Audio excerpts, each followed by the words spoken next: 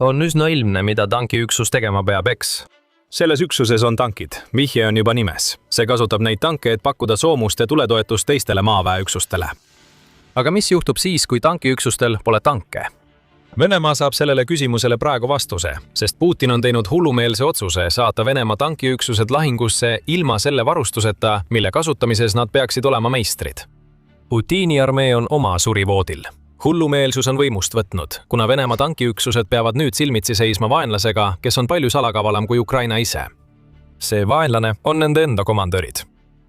13. aprilli artiklis avaldas Euromaidan Press, et Venemaa kardab oma tanke rindele saata nii väga, et hoiab neid võimalikult kaugel tagalas. Ukraina surmatoovad droonid on muutunud nende tankide jaoks liiga suureks ohuks. Nii seisavad komandörid valiku ees. Kas nad varustavad oma tankiüksusi endiselt soomusega, isegi kui see muudab nad sihtmärkideks? Või saadavad nad need üksused jalgsi või soomustamata sõidukites ja loodavad, et Ukraina droonid neid kätte ei saa ega tükkideks lase. Tundub, et Venemaa on valinud just selle viimase variandi. Võime vaid oletada, et kusagil Kremlis on kulude kalkuleerijad otsustanud tankiüksuste soomusest loobuda rahalistel põhjustel. Lõppude lõpuks on tanki kaotamine kallis. Selle tanki meeskonnas olema pidanud sõdurite kaotamine on palju odavam. Nii et saadame nad lahingusse ilma varustuseta, mida nad on kogu oma sõjaväelise karjääri jooksul kasutanud. See on jahmatav otsus, mille on teinud Vene juhtkond. Aga nagu peagi teada saate, on Venemaa valikus omamoodi väänatud loogika. Enne kui selleni jõuame, pärineb uudis sellest, et Venemaa võtab tanke ära oma tankiüksustelt. Ukraina ühendvägede pressiesindajalt Viktor Krahubovilt. Ta väidab, et Venemaa pargib oma tanke kuni 20 kilomeetri ehk 12,4 miili kaugusele rindejoonest. Selline on kaasaegse sõjapidamise olemus. Suurest 20-kilomeetrisest tapmisvööndist ei pääse tehnika tavaliselt läbi, eriti tankid ja jalaväe lahingumasinad, paljastab Krahubov. Ta lisab, et Venemaa kasutab endiselt sõidukeid, et viia oma sõdureid rindele ja kaugemalegi, kuid need sõidukid on sageli neljarattad ja tavalised mootorrattad. Kuigi need on tankides kiiremad ja mõnikord suudavad Ukraina droone vältida, ei ole need sõidukid, millega tankiüksused peaksid kasutama. Lisaks puudub neil soomus. Üks ainus viga sõidu ajal võib tähendada surma. Kui nende sõidukite juhid satuvad raskemini läbitavale maastikule, võivad Ukraina FPV droonid taevast alla tulla ja nad hävitada. Venemaa võib küll oma tanke kaitsta, kuid ta ei tee midagi selleks, et aidata sõdureid, keda ta saadab tapmistsoonidesse ilma igasuguse kaitseta. Pole isegi nii, et Venemaa tankid saaksid aidata, tulistades Ukraina positsioone sealt, kuhu Venemaa need parkinud on. Võtame näiteks Venemaa T-90 tankid. Need lahingutankid peaksid olema maailma parimad. Putin ise on seda väitnud, püüdes veenda kõiki, kes kuulata tahavad Venemaa sõjalise jõu üleolekus. Kuigi T-90 on üsna muljetavaldav, kuigi kaugeltki mitte murranguline, pole sellestki eriti kasu nende vahemaade juures, kuhu Venemaa oma tanke nüüd pargib. Nagu The National Interest märgib, on T-90 125 mm sileraudne kahur, mida tugevdab Venemaa väitel järgmise põlvkonna tulejuhtimissüsteem. Pardal olevad infrapunaseadmed aitavad T-90 tabada sihtmärke suurema täpsusega ja pikemal distantsil kui ükski teine tank Venemaa arsenalis. Kõigi nende seadmetega suudab T-90 rünnata vaenlasi kuni 8 kilomeetri kauguselt. Sellest ei piisa, aga ainult 12 kilomeetrit veel minna, enne kui need tankid võiksid olla mingitki kasu Ukraina kaitsepositsioonide purustamisel, kui nad on rindest nii kaugel pargitud. On ju nii, Venemaa? Praeguseks võivad sul juba tekkida kahtlused. Ukraina väidab, et Venemaa saadab oma tankiüksused lahingusse ilma tankideta. Aga just see ongi asja mõte. Ukraina ütleb seda. Kas me kuuleme propagandat pressiesindajalt, kellel on isiklik huvi näidata Venemaad võimalikult nõrgana? Ei, ja kuidas me seda teame? Mitte ainult Rahubov ei tõsta esile Venemaa tankiprobleeme. Vene sõduritel endil on palju öelda oma riigi praeguse tankiolukorra kohta ja suur osa sellest kattub sellega, mida Ukraina ise on avalikustanud. 14. aprillil avaldas Vojenka Kočinoki juhitud Telegrami kanal väga huvitava kirja ühelt Vene sõdurilt. Kui sa ei tea, kes on Kočinok, siis ta on üks paljudest Vene sõjablogijatest, kes on Putini saatusliku otsuse järel Ukrainat rünnata pidevalt Venemaa sõda toetanud. Teisisõnu, ta on propagandist, käsilane. Mees, kelle peale Putin ja tema Kremli kaaslased võivad tavaliselt loota, et ta järgib joont ja ütleb täpselt seda, mida neil vaja on, et jätta mulje, nagu läheks Venemaa sõda hästi. Nüüd vaatame kirja, mille see propagandist avaldas 14. aprillil. Kiri algab sellega, et sõdur ütleb Kočinokile, et ta kuulub Venemaa relvajõudude 110. brigaadi koosseisu. Täpsemalt teenib ta selle brigaadi tankipataljonis ning ta on otsustanud avalikustada täpselt, mis selles pataljonis praegu toimub. Põhimõtteliselt ei osale tankid nüüd peaaegu üldse otseses lahingutegevuses. ja nii saadetakse iga 2 või 3 nädala tagant igast pataljoni kompaniist 2 meest jalaväkke rünnakupositsioonidele, kindlustatud positsioonidele droonide toetuseks, ütleb sõdur, andes hävitava hinnangu Venemaa praegusele sõjapidamisele. Sõduri sõnul eksisteerivad tankikompaniide 3 rühma ainult paberil. Tegelikkus on see, et paljud nende rühmade liikmed on juba Ukraina droonide poolt hävitatud ning need, kes on alles jäänud, saadetakse peagi tapatalgutele. Inimesed on valmis lahingusse minema ja oma kodumaad kaitsma, kuid ma pean kuriteoks tankistide eludega niimoodi ümberkäimist. Lõppude lõpuks ei ole tankistid jalaväelased, ütleb anonüümne sõdur. Seejärel võrdleb ta seda, mis toimub Venemaa tankistidega, türannia ja hävitamisega, minnes isegi nii kaugele, et nimetab seda, mis toimub Venemaa tankiüksustega ebaseaduslikuks tegevuseks. Ja et oma mõtet veelgi rõhutada, jagab kiri 11 tankisti nime, keda sõdur isiklikult tundis ja kes tema sõnul on hiljuti hukkunud või kadunuks jäänud pärast seda, kui nad paigutati rünnaküksustesse. Pea meeles, et seda ei ütle Ukraina. Seda ütleb Vene sõdur, keda esitleb propagandist, kes tavaliselt kiidab Vene sõjaväge.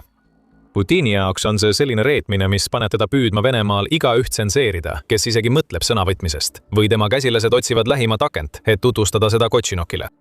Aga meie jaoks on see pilk Vene loori taha.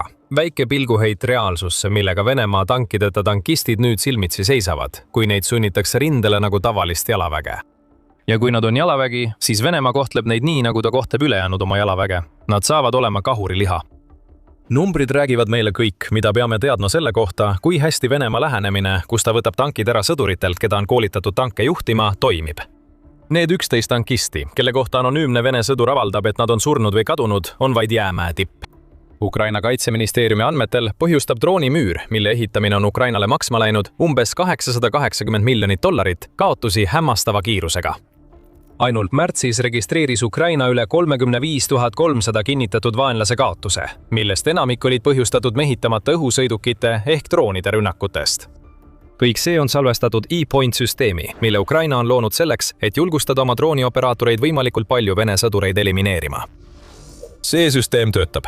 Märtsi tulemus on suurim, mis selles süsteemis on registreeritud alates selle kasutuselevõtust, väidab Kaitseministeerium. Nii et Ukrainal on tohutu roll selles, kui ulatuslikke kaotusi Venemaa praegu lahinguväljal kannab. Aga Venemaa ise teeb selle lihtsamaks, kui see peaks olema. See juhtub siis, kui saadad tankistid jalgsi lahingusse või jalgratastega, mis ei paku mingit kaitset Ukraina tohutute drooniparvede vastu. Ja see kõik viib meid ilmse küsimuseni. Miks see juhtub? Enne kui anname teile vastuse, see on The Military Show ja meie toome teieni kogu pildi, mis peitub pealkirjade taga. Kindlasti teli meie kanal, et olla alati samm ees. Nüüd tagasi küsimuse juurde. Miks? Selleks on 2 põhjust. Hirm ja puudus.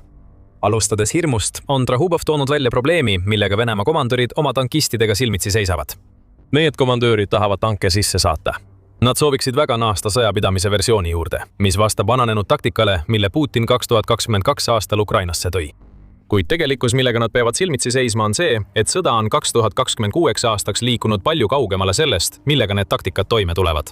Ukraina tapatsoonid on selle põhjuseks. Need 20 kilomeetrit, kuhu Venemaa tankid enam ei julge siseneda, on täis selliseid kaitsevahendeid, mis on Vene soomusele täielik õudusunenägu. Ukraina on aastaid muutnud selle maastiku, mida need tankid peavad läbima tohutuks lõksuks. Nendes tapatsoonides on kõik traditsioonilised tankitõrjevahendid, mida võiks oodata. Miiniväljad on igal pool ja need võivad hetkega tankide roomikud rivist välja lüüa. Drakoni hambad ja tankitõrjekraavid on samuti tapatsoonides ning nende eesmärk on aeglustada Venemaa tankijuhtide liikumist veelgi.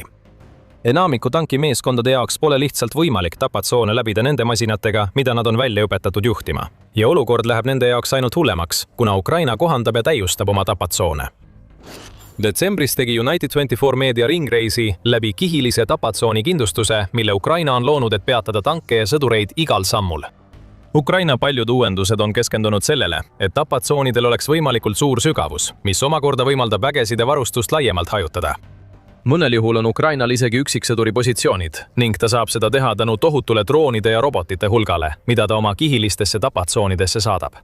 Eriüksused toetavad tapmist teostavaid FPV-droone, lennates kõrgel üleval ja jälgides tapatsoonides toimuvat.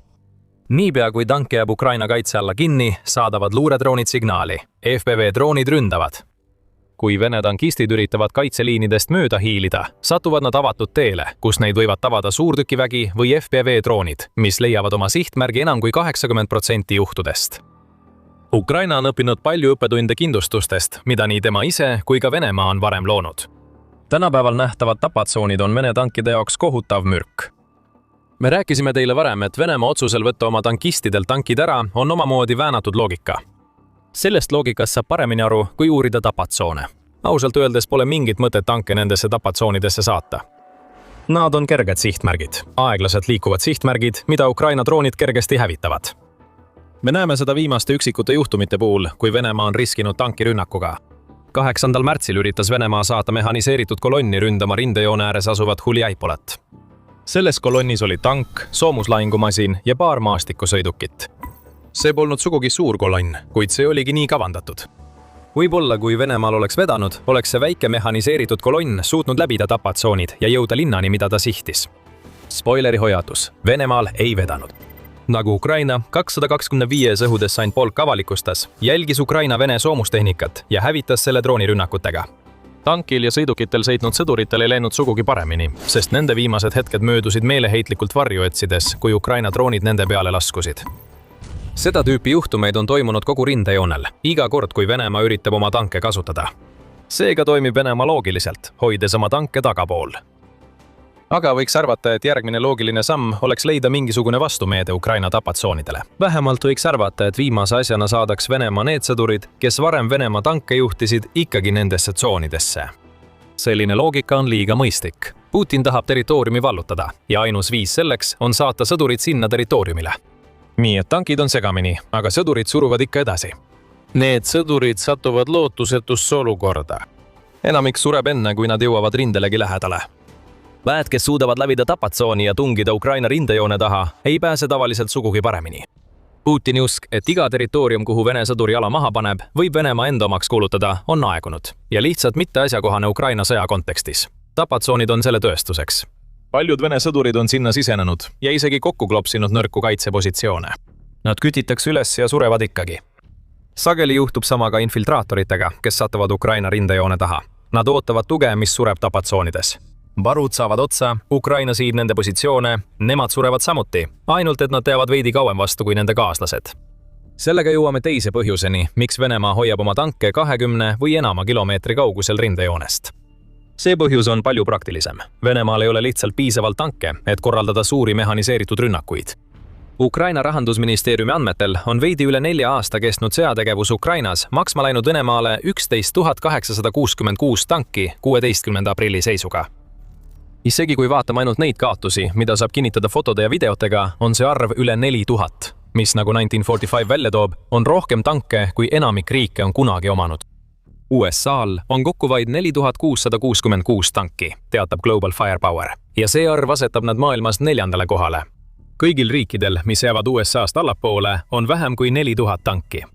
Nende numbritega tahame öelda, et Venemaa tankikaotused pole lihtsalt märkimisväärsed, vaid lausa rekordilised.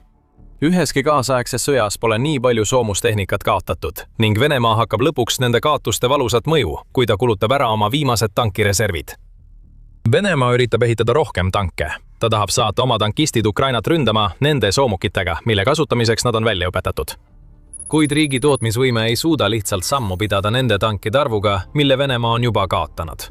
Euromaidan pressiandmetel töötab Venemaa selle nimel, et jõuda aastas 428 tanki tootmiseni. Selleks väidetakse, et on loodud teine tehas tootmise suurendamiseks.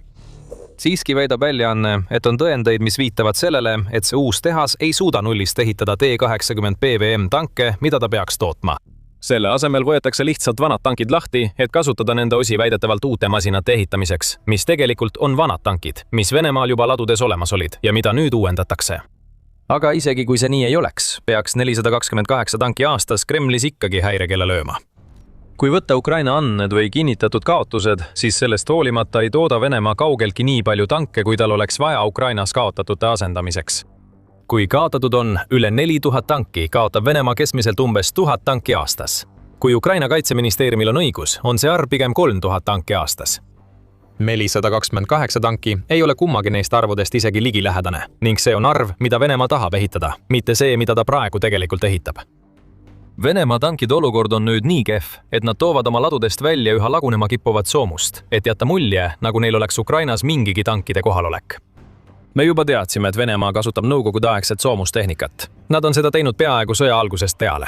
Aga väljaande United24 andmetel läheb Venemaa nüüd nii kaugele, et varustab iidseid T-55AM tanke Ninnene kaitseväredega, et takistada droonirünnakuid.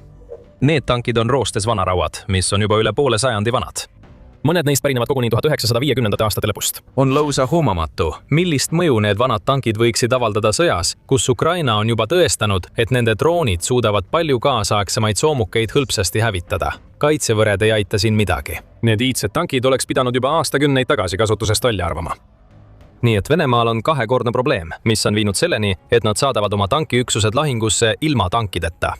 Varud on nii madalale langenud, et enam ei jätku tanke kõigile. Ja isegi kui neid oleks, on Ukraina hirmuäratavad tapmisalad muutunud nii tõhusaks, et tanki sinna saatmine on sisuliselt surmaotsus. Venemaa on hukas, kui ta tegutseb, ja hukas, sest ta ei saa tegutseda. Ja samal ajal, kui see kõik toimub, näitab Ukraina, et natuke leidlikkust võib kaugele viia, kui üritad kasutada relva, mille sõda sinu territooriumil on muutnud iganenuks. Ukrainal on samuti tanke. Nagu ka Vene tankide puhul, seisavad Ukraina tankid silmitsi riskiga, et neid ründavad FPV-droonid, kui nad liiguvad Vene positsioonidele liiga lähedale. Aga erinevalt Venemaast näeb Ukraina probleemi ja leiab sellele lahendusi. Praegu muudab Ukraina oma Leopard 1 A5 tanke improviseeritud suurtükkideks, mille laskekaugus on 12 kilomeetrit ja mis võiksid uute tornidega ulatuda kuni 18 kilomeetrini. Selle strateegiaga kaob vajadus tankidega läbi tapatsooni positsioonidele sõita. Ukraina tankid, mis on varustatud kaitsevahenditega Vene droonide vastu, võivad lihtsalt ühes kohas püsida, kaugelt tulistada ja seejärel uude positsiooni liikuda. Mis puudutab Venemaad, siis nemad saadavad tankistid lihtsalt tapatsooni, et nad kas jalgsi või jalgratastel surma saaksid. See võtabki kokku Ukraina ja Venemaa sõjalise lähenemise erinevuse. Ja samal ajal, kui Ukraina muudab oma tanke järjest tõusemaks, hävitab ta ka tanke tankidega, mida pole varem nähtud. On purustatud uus rekord ja selle võimaldas taas üks Leopard. Lisateavet leiad meie videost.